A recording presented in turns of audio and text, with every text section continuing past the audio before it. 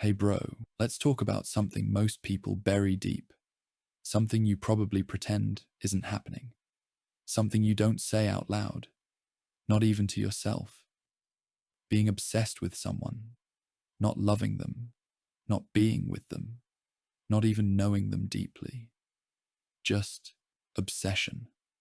That quiet kind of fixation where one person takes over your whole mind, even though they barely give you anything real in return. You wake up thinking about them. You check your phone, hoping they reached out. You replay every message, every look, every moment, trying to convince yourself there was something there. You overthink what they said. You overthink what they didn't say. You check their profile. You check if they viewed your story. You check their last scene like it's a ritual. And you know it's unhealthy. You know it's draining you. But stopping feels impossible. Bro, that's not love. That's attachment. That's longing. That's emotional hunger showing up as obsession. Obsession doesn't start with them. It starts with you. It lives in the parts of you that feel empty. It grows in the places you've ignored. It thrives when you haven't chosen yourself in a long time. You're not obsessed with the person. You're obsessed with the idea that they'll fix something inside you, that they'll choose you, validate you, see you, understand you, complete you. But nobody can complete you, bro. Not her. Not anyone. That piece was always your responsibility. Here's the truth, and it's going to sting a bit. You gave them space in your mind that they didn't earn in your life. You created a version of them in your head, one who always cares, one who always understands, one who always shows up. But that version only exists in your imagination.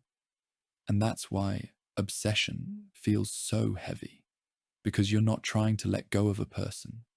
You're trying to let go of a story you told yourself. And here's something deeper. When you obsess over someone, your entire world shrinks down to them. Your goals fade. Your discipline fades. Your motivation fades. Your purpose gets blurry. You start living for notifications, for dopamine hits, for tiny crumbs of attention that never add up to anything real. And silently, you stop being you. That's the real danger, not the obsession, but the loss of yourself inside it. So let's shift this, bro. Let's detach, not from them, but from the fantasy version of them living in your mind. Detach from the moments you exaggerated. Detach from the signals you misread. Detach from the hope you kept feeding.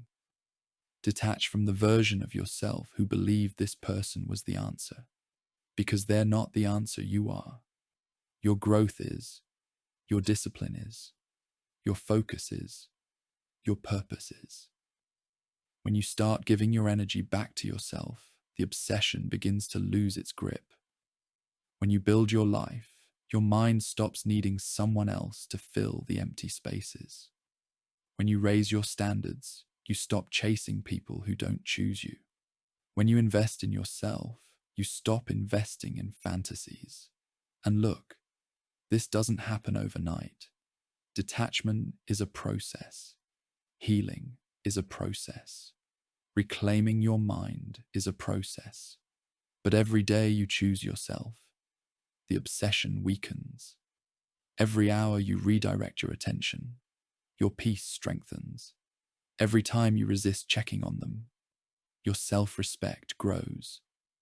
Little by little, the version of them in your mind fades. Little by little, the version of you returns, the real you, the focused you, the grounded you, the one with a mission, the one with direction, the one who doesn't chase illusions. And one day, you'll look back at this person you were so obsessed with, and you won't even recognize the grip they once had on you, because you'll be someone stronger, more aware, more disciplined, more aligned with your purpose. Someone your past self wouldn't even believe you became. And that's when you become someone your past self wouldn't even recognize.